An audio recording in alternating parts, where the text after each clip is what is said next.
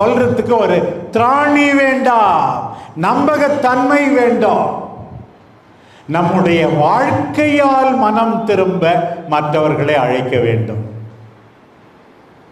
ஒரு அம்மா வீட்டை அழுக்கு மூட்டையா வச்சிருக்குது, வீட்டில் நுழையவே பிடிக்கல. அது போய் பக்கத்து வீட்டுக்கு போய் நீ ஒழுங்கா சுத்தமா இருக்க மாட்டீங்களான்னு கேட்க முடியுமா? கேட்க முடியாது. அதுக்கு என்ன சொல்லுவோம்? பொய்யார கொண்டையில தாழம்பூவான் உள்ளே இருக்குமா ஈரும் பேனும். அப்படிதான் கதை. பாரு, நீயே முதல்ல சும்மா நடிக்கிற சுத்தமா இருக்கிற மாதிரி. மனம் திரும்புங்கள்.